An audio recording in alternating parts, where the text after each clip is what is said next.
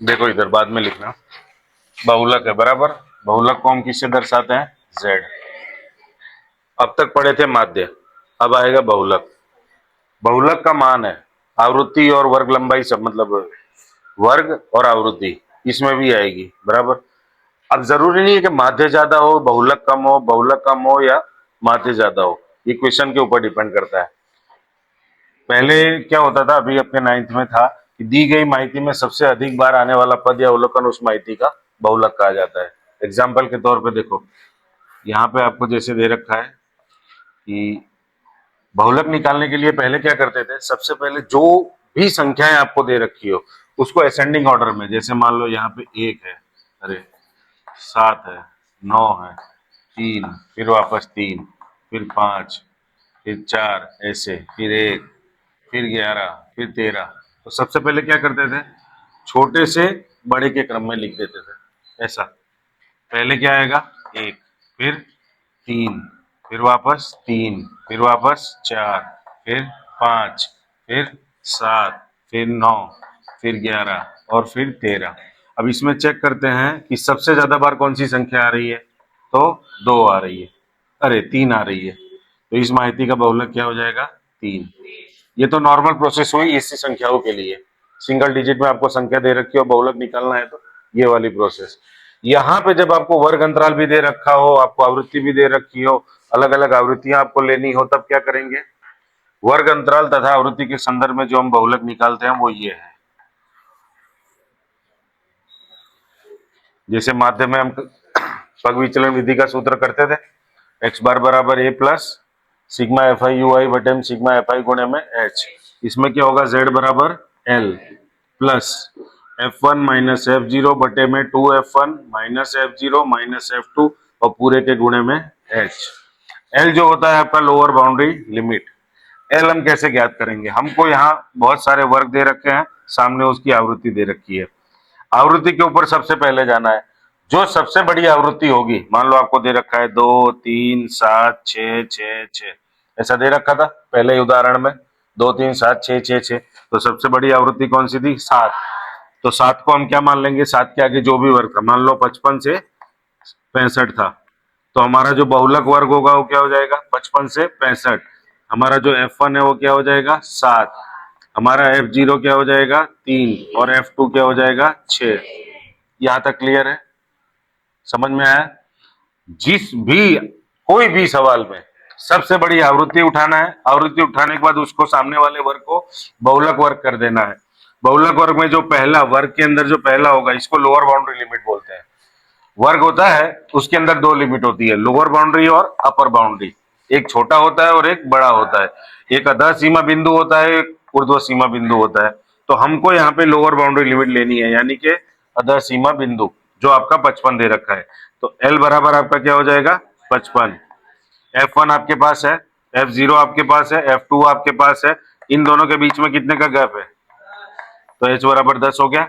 सारी चीजें फॉर्मूला में जो भी चाहिए थी आपके पास आ गई, F0, F1, F2, H और L सब कुछ आ गया। अब आपको केवल इसमें वैल्यू रख के इसको पुट कर देना है, ठीक। एक सवाल करते हैं, चलो उदाहरण निकालो सबसे पहले नया। उदाहरण नंबर 5 पे आओ। 1 से 3, 3 से 5, 5 से 7, 7 से 9, 9 से 11। सबसे बड़ा वर्ग कौन सा है, 8।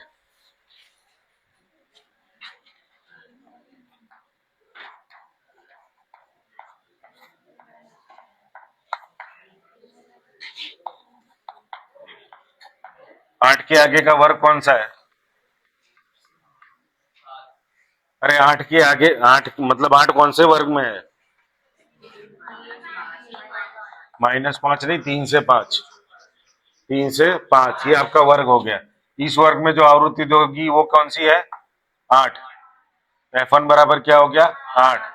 F1 से पहले वाली आवृत्ति कितनी है, और F1 के बाद वाली आवृत्ति, दोनों के बीच में गैप कितना है, 2। आपके पास अच्छा जो बहुलक वर्ग है, यहां से आपको L निकल जाएगा। L बराबर कितना आएगा, L 3 हो गया, F1 8 हो गया, F2 2 हो गया, F0 7 हो गया, H 2 हो गया। इस फॉर्मूले में जितनी चीजें हमको चाहिए थी सारी वैल्यू अपने पास आ गई। अब यहाँ पे पुट करेंगे तो Z बराबर L कितना है, 3 प्लस F1 माइनस F0 यानी 8 और माइनस 7 बटे में 2F1 8 दूनी 16 माइनस 7 और माइनस 2 के गुणे में कितना है 2। तो 3 प्लस 8 में से 7 गया तो 1 के बटे में 8 दूनी 16 16 में से 9 गया तो 7 के गुणे में 2 3 प्लस 2 के बटे में 7 2 बटे 7 करो कितना आ रहा है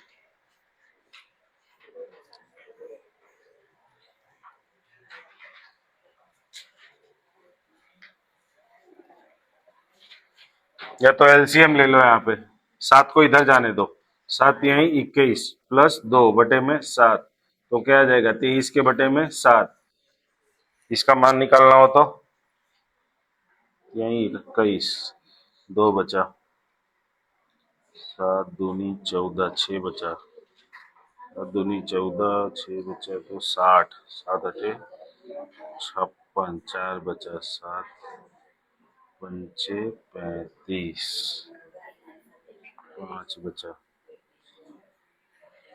बस ये लंबा चलता रहेगा 3.285 5 की जगह 6 लिख दो चलेगा 3.285 या 286 कुछ भी लिख दो आगे क्या लिख दोगे बस यहीं पे आपका उत्तर हो जाएगा समाप्त ठीक चलो नेक्स्ट बस एक ही उदाहरण है ना इसमें उदाहरण 6 भी है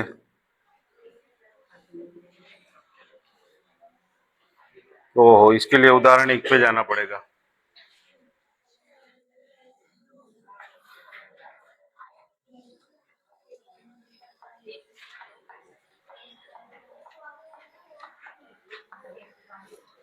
इसके लिए उदाहरण 1 के सारणी 13.3 क्या दे रखा था उस टेबल में 13.3 में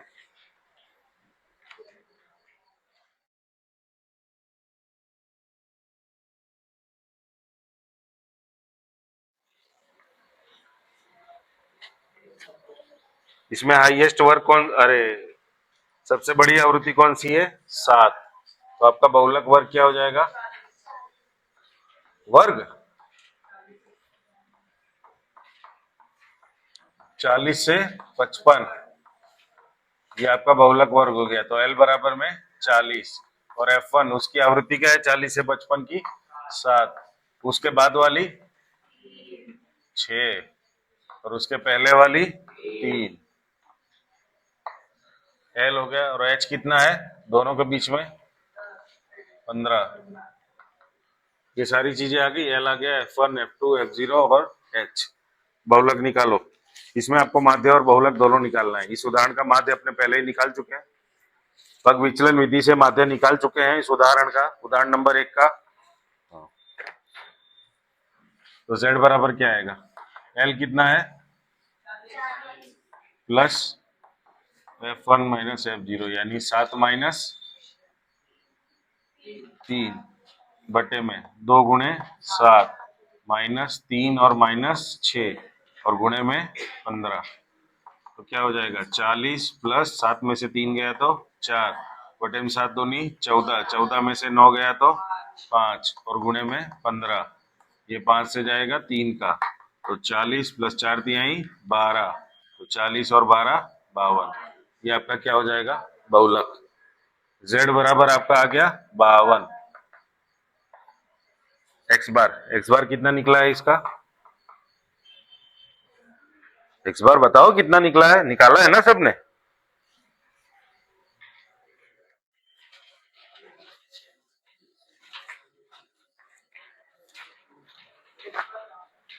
बासठ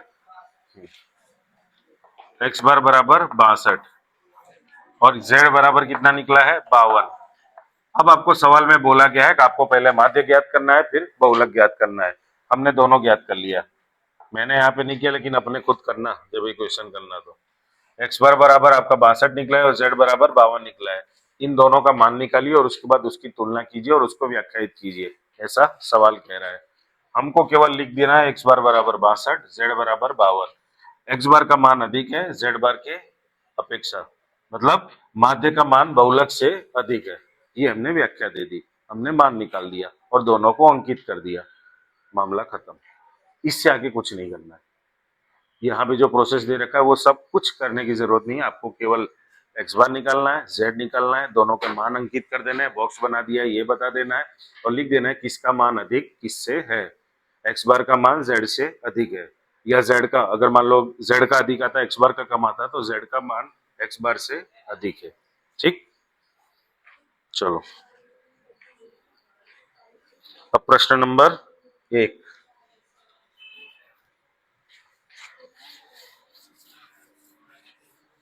इसमें भी x बार और z दोनों निकालना है कि खाली z है? प्रश्न नंबर 1 में क्या है? हैं? दोनों है? चलो पहले माध्य निकाले, पहले बहुलक। माध्य निकालते हैं पहले। 5 से 15, फिर 15 से 25, फिर 25 से 35, फिर 35 से 45, फिर 55, फिर और है। इसका मान कितना है? 5 से है,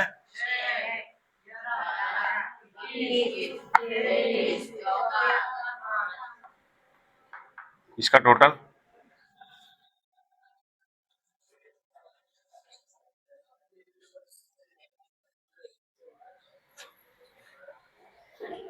टोटल बताओ है। तो भाई 5 4 9 3 12 1 13 1 14 और 6 20, यहाँ पे 0, 2 और 2 4 और 2 6 और एक कितना आया? 80। अरे बाप रे, 5 4 9, 5 4 9 3 12, 2 14 और 6 20, ऊपर 2 है, 2 1 3 और 2 5 और 2 7 और 1 8, हाँ 80। वेरीफाई करना पड़ता है तुम लोगों का मामला। ये है आपका वर्ग और ये है आपकी आवृत्ति। ठीक, अब आपको निकालना है एक्सआई। एक्सआई 15 5 20 और उसका आधा 10, फिर 20, फिर 30, फिर 40, फिर 50, फिर 60। किसको मानेंगे? 30 को। उसके बाद एक्सआई के बाद डीआई, ये कितना निकलेगा? यहाँ 0, 20 में से 30 गया तो -10, -20, ये 10, 20 और 30। अब क्या निकालेंगे? UI। यहाँ पे 0, -1, -2, 1 2 3। अब क्या निकालेंगे? FI और UI। FI और UI 6 दूनी 12, 11 एकम 11, ये 0, 23 एकम 23, 14 दूनी और 5 तिहाई। इसका टोटल बताओ। 12 और 11 23 कितना हो जाएगा?